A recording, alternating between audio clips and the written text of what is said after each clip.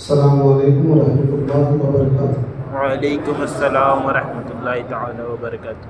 الحمدللہ رب العالمین والصلاة والسلام علی سید المرسلین۔ قال اللہ تعالی فی القرآن المجید ان اللہ وملائکتہ یصلون علی النبی یا ایھا الذین آمنوا صلوا علیہ وسلموا تسلیما اللہم صل علی محمد وعلی آلہ واصحابہ واولادہ وازواجہ وذریاتہ واہل بیتہ واصحابہ وانصارہ واشیاءہ ومحبہ وامتہ وعلینا معهم اجمعین یا ارحم الراحمین۔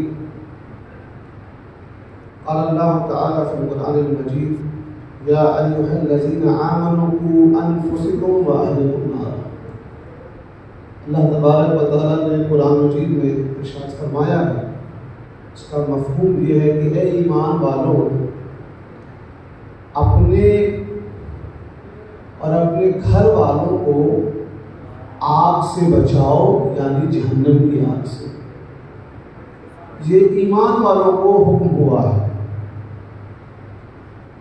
یعنی یہ ہم سب پر فرض ہے کہ پہلے ہم اپنے آپ کو بچائیں جہنم کی آگ میں جانے سے، ایمان والوں کو، اور پھر اپنے گھر والوں کو بھی بچائیں۔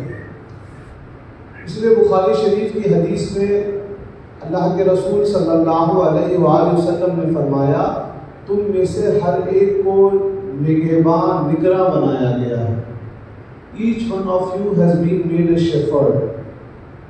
یعنی یہ ہم کو اب جاننا پڑے گا کہ وہ کون سی چیزیں اور راستے ہیں جن پہ اگر ہم چلے جائیں واستغفر اللہ معاذ اللہ ہم جہنم کی آگ کی طرف چلے جائیں گے، تو ہم کو اس سے بچنا ہوگا۔ اللہ کے رسول صلی اللہ علیہ وآلہ وسلم نے قیامت تک جو کچھ ہوگا اس کا ذکر فرمایا ہے۔ بخاری شریف کے الفاظ ہیں، حتیٰ کہ ما ترک شیء، ایک چیز کا حضور نے علم چھوڑا نہیں جو کائنات کے وجود سے لے کر قیامت کے دن تک ہونے والی ہے۔ راوی بیان کرتے ہیں کہ ہم میں سے جس کا حافظہ اچھا تھا اس کو وہ چیزیں یاد ہیں اور ہم بہت سی چیزیں بھول گئے۔ اگر آپ اس حدیث شریف کو ذہن میں رکھیں گے اور آج ہماری جو روزمرہ کی زندگی میں پریشانیاں ہیں، چاہے وہ فیملی لیول پر ہو، سماجی لیول پر ہو، یا اگر پوری امت مسلمہ کو دیکھیں تو آپ کو دیکھیں گے کہ حدیث شریف کے مطالعے سے جو وجوہات بتائی گئی ہیں وہ سب ہم میں پائی جا رہی ہیں۔ اللہ کے رسول صلی اللہ علیہ وآلہ وسلم نے فرمایا، قیامت کی کچھ نشانیاں فرمائیں۔ امام بہقی نے اس کو نقل فرمایا۔ پہلا فرمایا، گالی گلوچ عام ہو جائے گی۔ آج ہم دیکھ لیں، اپنے گھر میں دیکھیں، ہمارے بچے کیسے بات کرتے ہیں۔ آپ تو بولنا جانتے ہی نہیں ہیں، تو تڑاکے پر، اور سوچتے ہیں کہ بھائی ہم یہ چھوٹا ہے تو ہم اس کو عزت کیوں دیں گے۔ ایسی بات نہیں ہے، ہم چھوٹوں کو اس لیے بھی عزت دیتے ہیں کہ ان کو عزت دیں گے تو ان کو تعلیم ملے گی، اور سنت بھی ہے۔ سیدہ فاطمہ الزہرا رضی اللہ عنہا جب تشریف لاتی تو سرکار دو عالم ان کی محبت اور کھڑے ہو جایا کرتے تھے۔ تو ہم اپنے گھر میں محبت، ادب لائیں تاکہ بچے سیکھیں۔ ماں باپ آپس میں لڑائی کریں گے، گالی گلوچ کریں گے، اور چاہیں گے ہمارا بچہ صبح اٹھ کر سورہ یاسین پڑھے۔ کیسے پڑھے گا بھائی؟ تو ہم کو اپنے گھر میں تبدیلی لانی ہے۔ اگر کبھی شوہر اور بیوی میں لڑائی ہو بھی جائے، جو نیچرل ہوتا ہے، تو اس بات کا خیال رکھیں کہ بچوں کو دور کر دیں، بند کمرے میں کریں، کیونکہ ماں باپ کی لڑائی کا بچوں پہ بہت نیگیٹو، منفی اثر ہوتا ہے۔ دوسرا، حضور علیہ السلام نے فرمایا، شراب خوری عام ہو جائے گی۔ یہ بتانے کی ضرورت نہیں ہے، آپ اور ہم جس معاشرے میں رہتے ہیں آج غیر تو غیر استغفر اللہ ہمارے نوجوان بچے اس برائی میں مبتلا ہیں۔ حضور علیہ السلام نے فرما دیا کہ قیامت کی نشانی ہے۔ تیسرا فرمایا مرد کا سلک کا کپڑے پہننا عام ہو جائے گا۔ آج چلے آئی نوجوان بچے یہ ٹائٹ ٹی شرٹ پہن رہے ہیں، پتہ نہیں کس کس طرح کے کپڑے پہن رہے ہیں، بالوں کو رنگا رہے ہیں اور کنڈل پہن رہے ہیں اور سوچ رہے ہیں یہی ہے عام۔ اس کو روکنا ہے۔ کیسے روکیں گے؟ آپ چاہیں گے کہ آپ صبح سے شام تک اپنے بزنس میں لگے رہیں، اپنے آفس میں لگے رہیں، اور آپ کا بچہ بائی ڈیفالٹ، ایک لفظ ہوتا ہے نا اگر آپ کمپیوٹر جانتے ہیں، بائی ڈیفالٹ وہ اچھا ہو جائے۔ نہیں، ایک پودا ہوتا ہے چھوٹا سا پودا، اس کو بھی اگر آپ چاہتے ہیں کہ وہ پھل لے تو اس میں وقت بتانا پڑتا ہے، پانی، کھاد، دھوپ، روپائی، تب جا کر وہ بڑا ہوتا ہے۔ پھر جانوروں اور پرندوں سے اس کی حفاظت کرنی پڑتی ہے، پھر جا کر وہ درخت اور بڑا ہو کر پھل دیتا ہے۔ تو ایک درخت سے جب پھل ہم چاہتے ہیں تو اس کی دیکھ بھال اتنی کرتے ہیں۔ ہم اپنے بچے کو اگر دیندار بنانا چاہتے ہیں تو ہم کچھ اس میں وقت انویسٹ نہیں کرتے۔ ابا چلے گئے آفس، اماں چلے گئے ٹی وی اور کچن میں، اور چاہتے ہیں بچہ اپنے آپ اچھا ہو جائے۔ بچہ اپنے آپ اچھا نہیں ہوتا ہے، اسی لیے اللہ کے رسول صلی اللہ علیہ وآلہ وسلم نے فرمایا اپنی اولادوں کو 3 چیزوں کا علم دو۔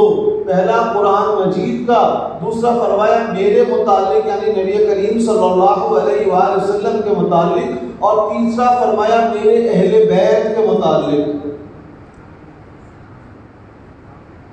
امام بہقی نے نقل کیا ضعیف سند سے فضائل و مناقب میں قبول ہے۔ تو کوئی چیز اپنے آپ اچھی نہیں ہو جاتی، محنت کرنی پڑتی ہے۔ چوتھا، حضور علیہ السلام نے قیامت کی نشانی میں فرمایا لڑکیوں کو دل بستگی کے لیے خریدنا اور بیچنا۔ آج فلیش ٹریڈ، جسم فروشی کتنی عام ہو چکی ہے، بتانے کی ضرورت نہیں۔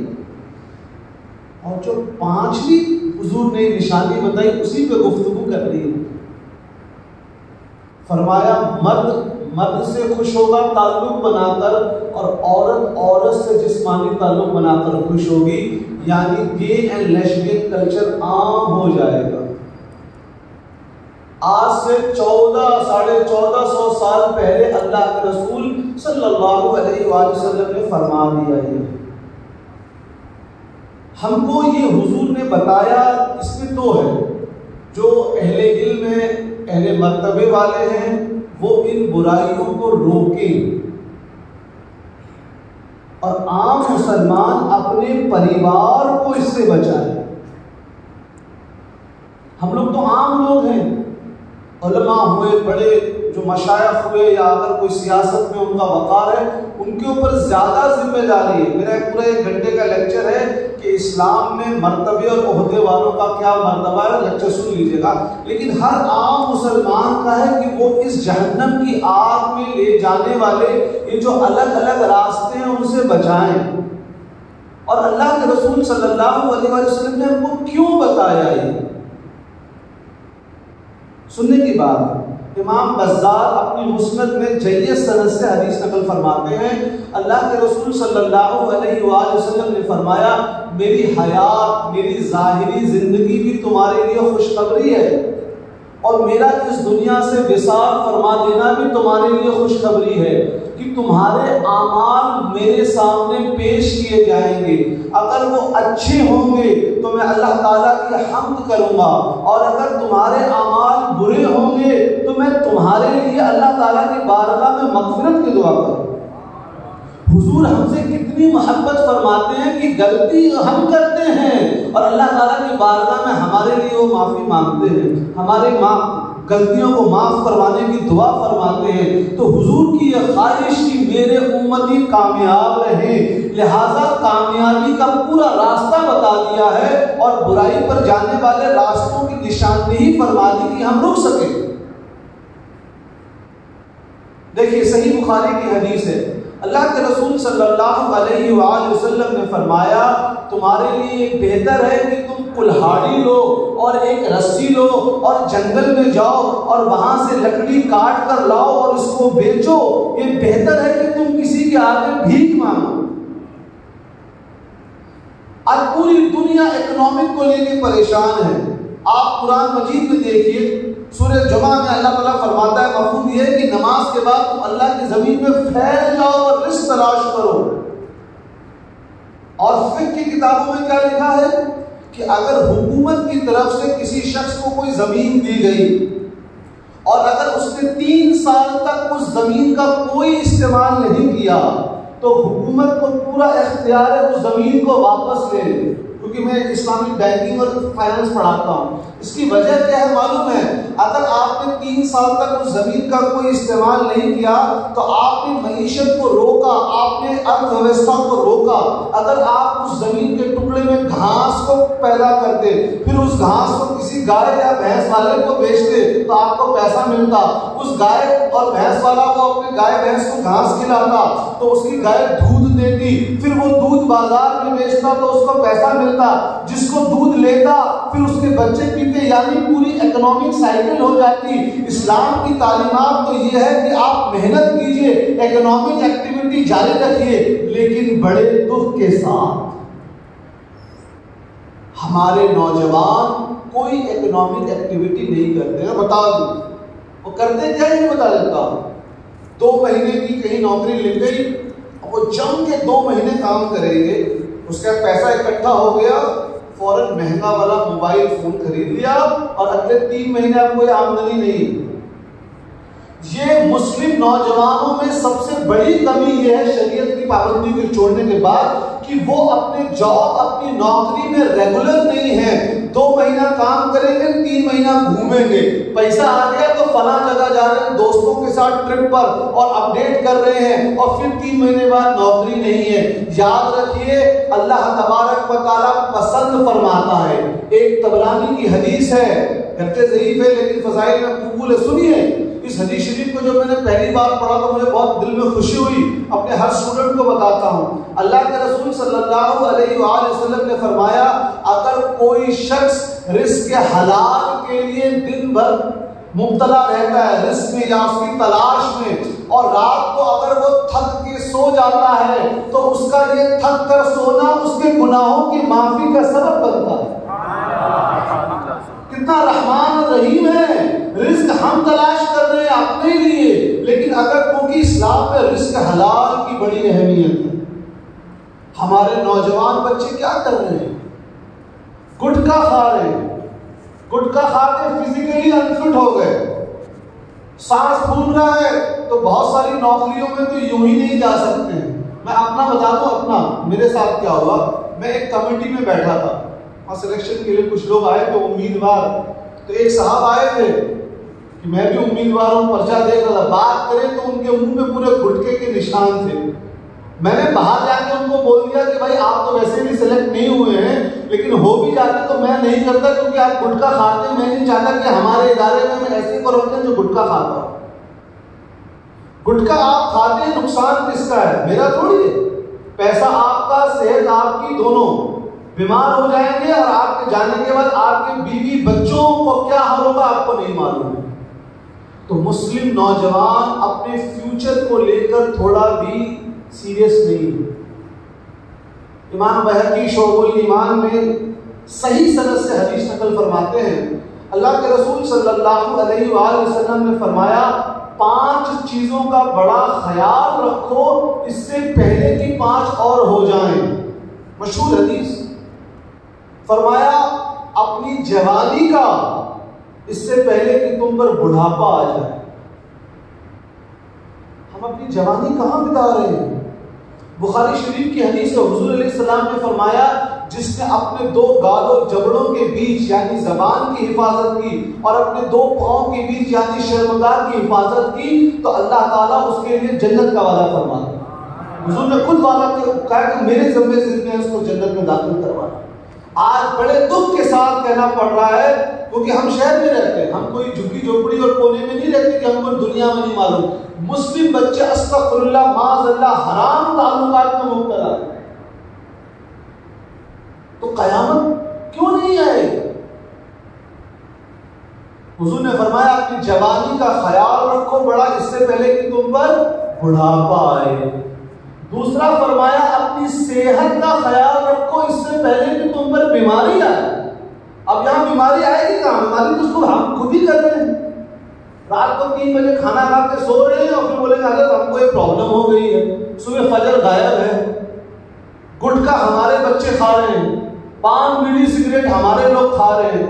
اب سوچئے، آپ لوگ کو معلوم ہے کیونکہ وقت نہیں بتاؤ گا پوری اکنامی چلتی کیسے ہے. جب سگریٹ کی کمپنیوں نے سگریٹ کو نکالا سیکنڈ ورلڈ وار سے پہلے، تو ان کو نے دیکھا کہ بھائی اب ہماری سیل جو ہے وہ اسٹیگننٹ ہو گئی ہے، یعنی ایک ایسے مقام پر ہمارا سگریٹ بک رہی ہے کہ اس کے آگے اضافہ نہیں ہو رہا ہے. یہ MBA میں بچوں کو کیس اسٹڈی پڑھائی جاتی ہے.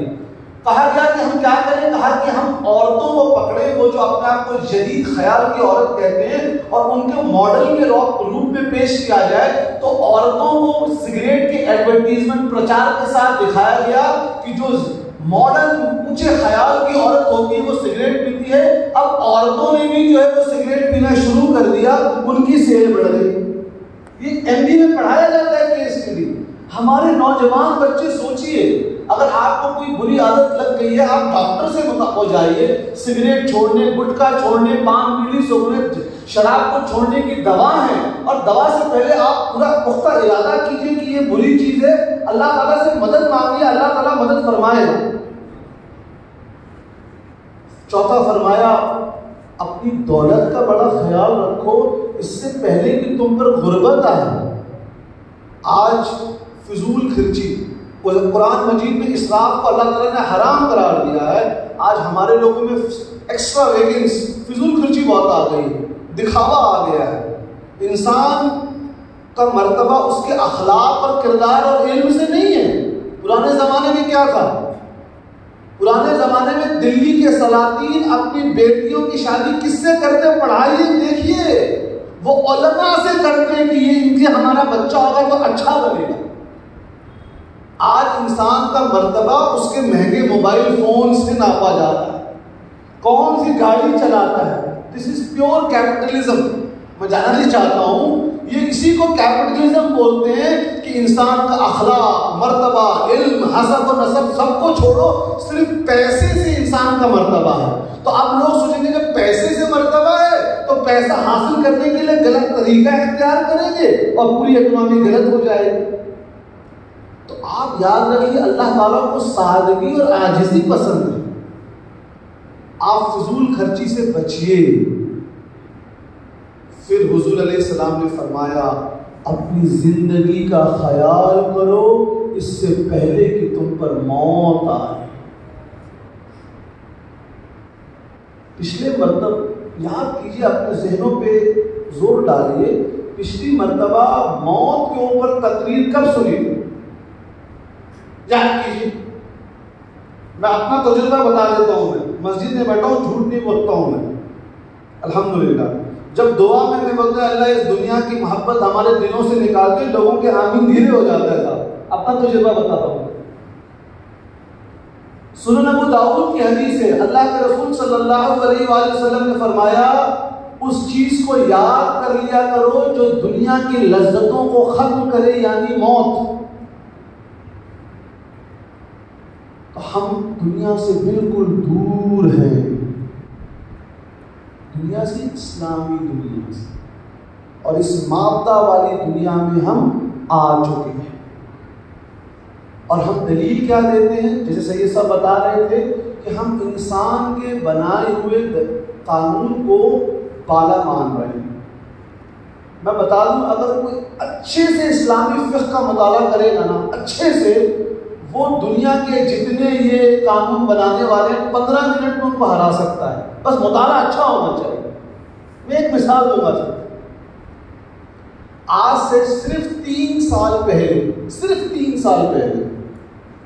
ہندوستان میں شادی کے باہر اگر کوئی مرد اور عورت تعلق بناتا ہے، it was a crime, adultery was a punishable offence. ٹھیک ہے. 3 سال بعد بولا نہیں جی یہ قانون تو بہت ہی معاذ اللہ پرانا ہے.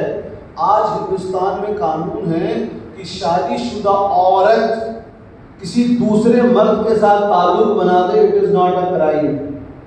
کیا آج قانون ہے ہندوستان، سپریم کورٹ نے بنایا ہے. بھائی ہم روک سکتے ہیں؟ نہیں روک سکتے. باہر جائیے شراب کی دکان بک رہی ہے، ہم روک سکتے ہیں نہیں، لیکن کم سے کم اپنے لوگوں کو تو ہم بتا سکتے ہیں کہ یہ برا ہے یہ اچھا ہے۔ یاد رکھیے جھوٹ بولنا بڑا گناہ حرام ہے، لیکن جس دن آپ نے جھوٹ کو جائز سمجھ لیا وہ کفر ہو گیا۔ تو یہ جو تمام دنیا میں بری چیزیں چل رہی ہیں، ہومو سیکشولیٹی، لیسبین، یہ سب کے سب حرام چیزیں ہیں، لیکن اگر آپ نے ایک لمحے کے لیے بھی معاذ اللہ یہ سمجھ لیا کہ یہ حلال ہے تو آپ نے کفر کیا۔ تو یہ جو تمام لیکچرز وغیرہ ہوتے ہیں آپ کو بتانے کے لیے ہے کہ شراب کو بکنا ہم روک نہیں سکتے ہیں، یہ قانون بن گیا ہم اس کو روک نہیں سکتے ہیں، لیکن ہم اپنے بچوں کو بتائیں گے کہ یہ شرعی اعتبار سے ناجائز اور حرام ہے تاکہ وہ کفر میں مبتلا نہ ہو جائے۔ آپ دینی محفلوں میں اپنے بچوں کو لے کے بھی نہیں جاتے۔ بھائی یہ محفل کس لیے ہوتی ہے؟ یہ محفل ہوتی ہے ثواب کمانے کے لیے اور علم بڑھانے کے لیے۔ تو یہ ضرورت ہے کہ ہم اسلام کو سیکھیں، اسلام کو جانیں۔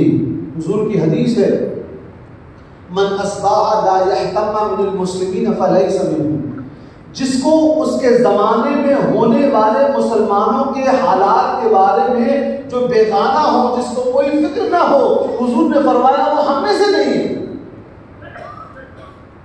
ہم کو اپنی گھر والوں کی تو فکر ہے نہیں صاحب، محلہ چھوڑیے، ہمارا بچہ کس کے ساتھ دوستی کر رہا ہے ہم کو کوئی فکر نہیں ہے، ہماری لڑکی موبائل فون میں کس کے ساتھ بات چیت کرتی ہے ہم کو کوئی فکر نہیں ہے، تو ہم کو کیا بات کرنا ہے؟ تو ہر شخص کو ذمہ دار بنایا گیا ہے۔ اور میں کیوں بول رہا ہوں، یہ جو میں ساری باتیں کر رہا ہوں کیوں کر رہا ہوں؟ حضرت عبداللہ ابن مسعود رضی اللہ عنہ کا قول ہے، امام احمد بن حنبل میں کتاب الزہد میں نقل فرمایا ہے، فرمایا حضرت نے کہ قیامت کی نشانیوں میں ایک نشانی یہ ہوگی، سچے لوگ، مخلص لوگ کم ہو جائیں گے اور شک و شبہات والے لوگ بڑھ جائیں گے۔ تو لوگوں نے پوچھا حضرت کہ شک و شبہ والے لوگ کون ہوں گے؟ فرمایا وہ جو لوگوں کو اچھائی کی طرف دعوت دینا بند کر دیں گے اور برائی کی طرف لے جانے سے والے منع کرنا بند کر دیں گے۔ یعنی جب ایسا ماحول آ جائے کہ آپ کو لگے کہ اب کوئی ہم کو اچھائی کی طرف نہیں بلا رہا ہے تو سمجھ لیجیے ہم قیامت کے قریب اور چلے گئے۔ یہ ذمہ داری ہے، کیونکہ قیامت کے دن آنکھ والے سے پوچھا جائے گا تم نے آنکھ سے کیا کیا؟ جو نابینا ہے اس سے تو نہیں پوچھا جائے گا نا۔ تو جس کو اللہ تعالیٰ نے یہ مائک پر بیٹھنے کی اس دنیا میں موقع دیا، مرتبہ دیا، اس سے پوچھ ہوگی کہ ہم نے تم کو مائک پر بیٹھنے کی صلاحیت اور قابلیت دی تھی، تم نے اس سے کیا لوگوں کو حق کی طرف بلایا کہ فتنہ پھیلایا؟ درود شریف پڑھتے اللہ سیدنا محمد صلی اللہ علیہ وسلم، صلوات و سلام علیک یا رسول۔ قیامت کی نشانیوں میں ایک نشانی بتائی گئی کہ لوگ اپنے ماں باپ کو چھوڑ کر اپنے دوستوں کو زیادہ اہمیت دیتے ہیں۔ میں اسلام میں ماں باپ کا مرتبہ بتانے کے اوپر تقریر نہیں کروں گا، لیکن ایک حدیث شریف میں آپ کے سامنے بیان کروں گا، اور مجھے لگتا ہے اکثر نوجوان بچوں نے وہ نہیں سنی ہوگی، علماء نے سنی ہوگی ماشاءاللہ، نوجوان بچوں نے نہیں سنی ہوگی۔ اور میں اس حدیث شریف سے اس لیے محبت ہے کہ اس حدیث کے تمام راوی اہل بیت ہیں، تمام راوی اس کو امام حاکم نے مستدرک میں نقل کیا ہے صحیح سند سے۔ حدیث کے راوی سیدنا امام جعفر صادق رضی اللہ عنہ، پوری ائمہ اہل بیت کی سند سے کس سے نقل کرتے؟ امام حسن رضی اللہ عنہ سے، اور امام حسن اس کو روایت کرتے ہیں اپنی والدہ سیدہ فاطمہ الزہرا رضی اللہ عنہا، کہ ان کا معمول تھا کہ وہ ہر جمعے کی شب، ہر جمعے کی شب سید الشہداء سیدنا حمزہ رضی اللہ عنہ کی مزار پاک پہ جایا کرتے۔ امام حاکم اس پہ اپنا حاشیہ لگاتے ہیں، مستدرک اٹھا کے دیکھیے، کہتے ہیں دراصل یہ حضور کی سنت کی، حضور ایسا عمل کیا کرتے۔ ایک دوسری حدیث میں ہے کہ اگر تمہارے والدین میں سے دونوں کا انتقال ہو گیا ہو یا کسی ایک کا انتقال ہو گیا ہو تو جمعے کے روز ان کی قبروں پر جایا کرو، آج ہمارے بچوں کو سب چیز کا موقع ہے، سارے ایپ انسٹال کرنے کا موقع ہے، رات کو 2:30 بجے گاڑی میں گھومنے کا موقع ہے، لیکن کبھی بزرگان دین یا اپنے امی ابو کے قبروں پہ جانے کا وقت نہیں ملتا ہے۔ تو ہم کیا بات کریں؟ اللہ تعالیٰ نے نظام بنا دیا ہے، تم اس نظام پہ چلو گے تو تم کو عزت ملے گی، تم کو مرتبہ ملے گا، تم کو علم ملے گا۔ بھائی یہی 24 گھنٹے میں ہم لوگ ہیں، اور اسی 24 گھنٹے میں خطیب بغدادی نے 80 جلدوں میں تاریخ لکھ دی۔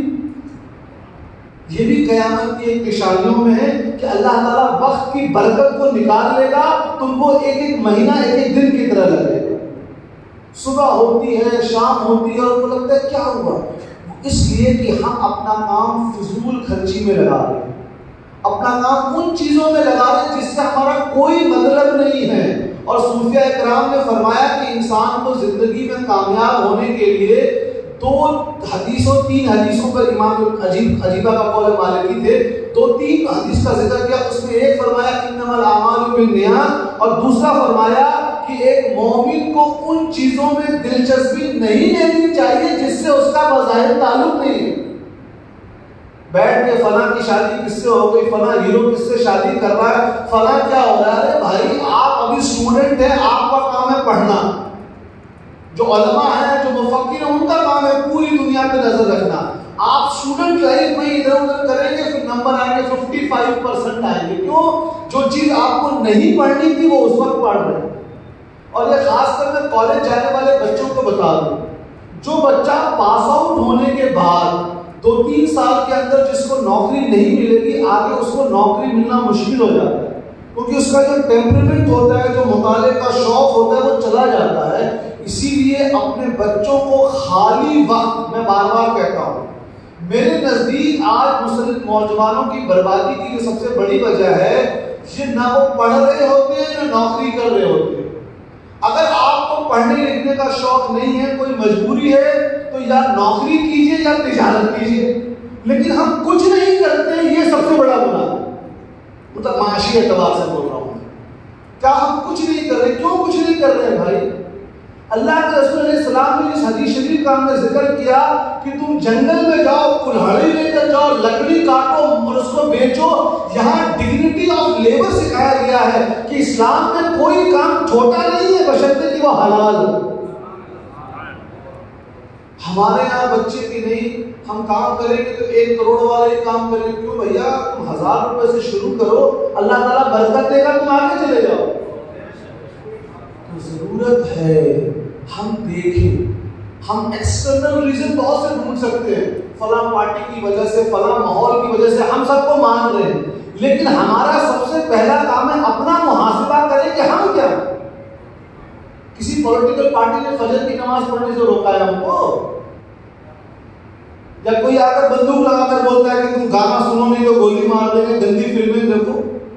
تو ہم یاد رکھیں، شیطان ہمارا خدا دشمن ہے، قرآن مجید میں ہے، وہ ہم کو بہکاتا رہتا ہے، لیکن اللہ تعالیٰ نے فرمایا ہے کہ میرا جو بندہ مجھ سے مدد مانگے گا میں اس کی حفاظت کروں گا۔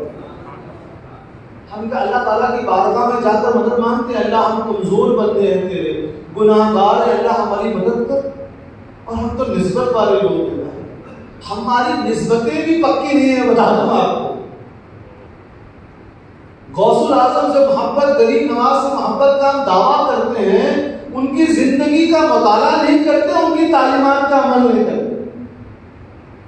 اور نسبت کتنی کام آتی ہے، صرف ایک واقعہ بتاؤں گا۔ اس واقعہ کو امام بجولی رحمۃ اللہ علیہ نے اپنی کتاب اللفظ میں نقل فرمایا۔ حدیث اور تفسیر کے بہت بڑے امام فخر الدین رازی رحمۃ اللہ علیہ، سب نے نام صاحب تفسیر کبھی، ان کا آخری وقت ہے، روح نکلنے والی ہے، ابلیس آ گئے اور نفس میں خلل ڈال رہا ہے کہ فخر الدین اللہ ایک ہے، اس کی دلیل دو۔ اور اگر آپ نے تفسیر کبیر پڑھی ہے تو اللہ تعالیٰ نے امام فخر الدین رازی رحمۃ اللہ علیہ کو اتنے علم سے نوازا تھا کہ وہ ایک نقطے میں 20 سوال قائم کر کے خود جواب دیتے ہیں۔ اگر کسی نے یہ کہا تو یہ جواب، یہ کہا تو یہ جواب، اللہ نے اتنا علم دیا تھا۔ اب جو دلیل دیتے اللہ تعالیٰ کے ایک ہونے کی ابلیس اس کو کاٹ دیتا ہے. ابلیس کو بھی بہت علم ہے. ان کے پیر و مرشد حضرت نجم الدین کبریٰ رحمۃ اللہ علیہ دور کہیں وضو فرما رہے تھے. وہ پیر روشن ضمیر تھے, اللہ والے تھے. ان کو پتہ لگ گیا کہ میرا مرید جو ہے وہ مصیبت میں ہے. کھڑے ہوئے اور پانی یوں جھٹکا اور فرمایا اے فخر الدین کہتے میں اللہ کو بنا دلیل نہیں جانتا. تو نسبت کام آتی ہے بشرطے کہ آپ کی جس سے بھی نسبت ہو. جیسا حضرت فرما رہے تھے کہ کوئی بھی صحیح العقیدہ اور صحیح عمل والا سنی پیر ہے, اگر آپ کی اس کی سچی محبت ہے, نسبت ہے, اس کی تعلیمات پہ عمل کر رہے ہیں تو آپ کو فیض پہنچے گا پہنچے گا. کیوں؟ کیونکہ وہ پیر صاحب کا ہیڈ کوارٹر ان کے پیچھے وہ جا کر پورا نبی کریم صلی اللہ علیہ وسلم سے آپ کو فیض پہنچے گا. اب دیکھیے تو کہ آپ کی خود کی محبت کیسی ہے. اطمینان ہونا چاہیے. ہمارے میں شریعت کی کمی, ہمارے ماحول میں طریقت سے ہم دور ہیں. اپنے رسومات کو طریقت کا نام دے دیا. میری پوری تقریر ہے خانقاہی نظام اور درگاہی نظام میں فرق. 1 گھنٹے کی تقریر ہے, میں نے کشمیر یونیورسٹی میں کیا تھا. تو خانقاہی نظام کو سیکھیے آپ لوگ. درگاہی نظام تو نہیں کہ پورے بیوی بچوں کے ساتھ جا رہے پکنک منا رہے جا کر, سنڈے ہے تو بیوی بچوں کے ساتھ درگاہ پہنچ رہے. یہ خانقاہی نظام کو سیکھیے. کیا کھانا ہے, کیسے کھانا ہے. صوفیاء کرام نے فرمایا تصوف پورا ادب کا نام. ادب ہمارے یہاں آ گیا. ایک بار پھر سے درود شریف پڑھ لیجیے سیدنا محمد صلی اللہ علیہ وسلم. چونکہ محرم الحرام کا مہینہ ہے اور کل ہی میرے ذہن میں ایک واقعہ آیا تھا, لیکن کل نہیں ہو پایا, آج بیان کروں گا. سیدنا امام حسین رضی اللہ عنہ کے متعلق ایک واقعہ. یہ اس لیے کہ کسی غیر مقلد نے اس پہ اعتراض نہیں کیا, اس لیے بھی بتا دے رہا ہوں. سیدنا امام حسین رضی اللہ عنہ کو جب شہید کر دیا گیا تو ان کا سر مبارک ایک پلیٹ تھالی میں رکھ کر گھمایا گیا. تو کوئی بغل میں سورہ کہف کی تلاوت کر رہا تھا اور اس آیت کا ترجمہ یہ ہے کہ یہ اللہ کی نشانیوں میں کتنی حیرت انگیز نشانی ہے کہ وہ اتنے دن اتنے لمبے مدت تک صحابہ کہف وہاں رہے. تو سیدنا امام حسین رضی اللہ عنہ کا سر بول پڑا, کٹا ہوا سر. تو غیر مقلد, میں ان لوگوں سے نفرت کی ایک وجہ یہی ہے, بتا ایک وجہ یہ بھی ہے کہ آج تک مجھے کوئی ایسا غیر مقلد نہیں ملا جس کے دل میں اہل بیت کی محبت ہو. یہ ان کی منافقت ہے کہ اہل بیت سے بہت زیادہ نفرت کرتے ہیں. تو مجھے لوگوں نے بتایا کہ حضرت کو ایسا اعتراض کر رہا ہے. میں کہا ایک جاہل ہے, یہ کہا میں نے. بھائی کسی کے اوپر اعتراض کرنے سے پہلے آپ دیکھیے کہ اگر کسی نے کچھ بتایا ہے تو وہ حوالہ ہے کہ نہیں. یوں منہ اٹھایا اعتراض کر دیا. بھائی پورے 1400 سال میں جو سب سے بڑے نقاد ہوئے حافظ ذہبی, انہوں نے نقل کیا اس کو. اور کیا نقل کر کے, پہلے تو امام طبرانی نے نقل کیا ہے. امام طبرانی کے اس واقعے کو حافظ ذہبی نقل کرنے کے بعد کیا لکھتے ہیں, وہ سنیے. کہتے ہیں یہ کوئی عجوبی کی اور تعجب کی بات نہیں ہے. فلاں معتزلی بادشاہ کے زمانے میں ایک بہت بڑے عالم دین تھے, وہ قرآن شریف کو مخلوق ماننے سے انکار کر رہے تھے, جو معتزلہ کا عقیدہ تھا. تو ان کو پھانسی میں لٹکا دیا گیا, ان کو اور سر کو کاٹ دیا, پھانسی میں لٹکا دیا گیا. لیکن رات کو ان کا چہرہ اپنے آپ قبلہ شریف ہو جاتا اور قرآن شریف کی تلاوت کرتا. جب یہ واقعہ بتایا تو اب تو خاموش. تو آپ بتائیے کہ اگر یہ واقعہ نہیں ہوتا تو کیا سیدنا امام حسین رضی اللہ عنہ کے اس کرامات کا انکار کر دیتے ہیں؟ یہ خبیث ہوتے ہیں. یاد رکھیے اہل سنت و جماعت کا جو طریقہ ہے بہت زیادہ نہیں. جو اہل بیت اور صحابہ, اولیاء اللہ اور علماء, مفسر اور محدث, جو ان سب کو ساتھ لے کر چلے وہی اہل سنت و جماعت. جو علماء کی شان میں گستاخی کرے والے ان کو حقیقت کا معلوم ہے, ہم حقیقت والے ہم ہیں, ہم دل کی نماز پڑھتے ہیں اور عصر پڑھنے ہم مکہ شریف اور مغرب پڑھنے ہم مدینہ شریف جاتے ہیں. سمجھ لیجیے وہ سب کچھ تو ہو سکتا ہے لیکن صحیح العقیدہ سننے نہیں ہو سکتا ہے. تو ہم وہ ہے, وہ جماعت ہے. بس آخری 5 منٹ اور بات ہے. تو آج کل یہ ایک فتنہ یہ آ رہا ہے بھائی ہم سے مرید ہو گئے اور ہم کو جنت دلوا دیں. استغفر اللہ. کیا ہے آپ لوگ بتائیے عشرہ مبشرہ کا نام سنا ہے؟ کیا مطلب ہوتا ہے؟ وہ 10 صحابہ جن کو حضور نے جنت میں جانے کی صحیح ہے نا.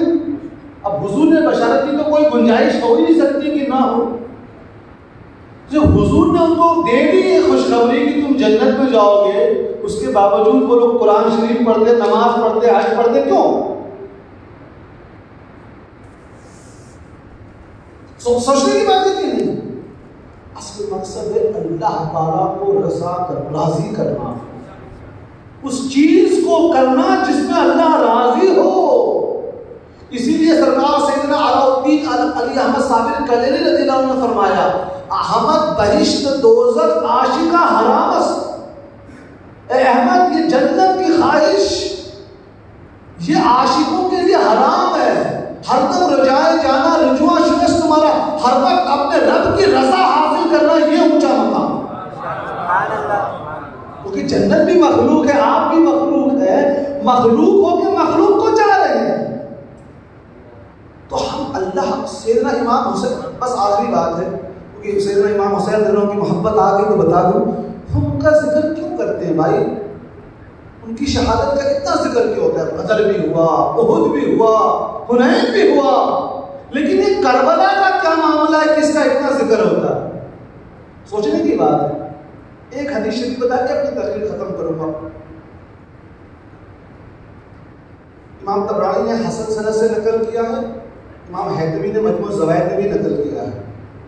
حضور علیہ السلام کے پاس حضرت جبریل امین تشریف لائے اور حضور علیہ السلام سیدنا امام حسین رضی اللہ عنہ کو سونگ رہے تھے، چوم رہے تھے، محبت فرما رہے تھے. تو حضرت جبرائیل علیہ السلام نے پوچھا کیا آپ ان سے محبت کرتے ہیں؟ ہاں میں ان سے محبت کرتا ہوں. تو فرمایا حضرت جبرائیل علیہ السلام نے لیکن آپ کے امتی ان کو شہید کر دیں گے. بالکل صحیح حدیث ہے. سمجھ لیجیے فلسفہ امام حسین شہادت. حضور کی چشم مبارک پانی آنسو جاری ہوا اور حضرت جبرائیل نے کہا اگر آپ چاہتے ہیں تو میں وہاں کی مٹی بھی لا کے دے دوں. وہاں کی مٹی لا کر دی اور حضور نے وہ مٹی کس کو دی؟ سیدہ ام سلمہ رضی اللہ عنہا کو. یہاں حضور کا علم غیب ہے. حضور نے باقی امہات المومنین کو نہیں دی، ام سلمہ رضی اللہ عنہا کو دی، کیونکہ حضور کو معلوم تھا کہ جب یہ واقعہ ہوگا تو باقی سب جا چکی ہوں گی، صرف یہ رہے. اور فرمایا جس دن یہ مٹی کا رنگ لال ہو جائے سمجھ جانا حسین شہید ہو گیا. صحیح حدیث. حضرت علی رضی اللہ عنہ اپنے صحابیوں کے ساتھ دجلہ کے بغل میں گھوم رہے ہیں اور فرمایا یہ وہ جگہ ہے جہاں میرے بیٹے کو شہید کیا جائے. یعنی اہل بیت میں اور خاص صحابہ اکرام میں لوگوں کو معلوم تھا کہ امام حسین شہید کیے جائیں گے. امام حسین نے کبھی اف تک نہ کیا کہ اگر میرے اللہ کی رضا یہی ہے تو میں سفر میں جاؤں گا اور شہید ہو جاؤں گا.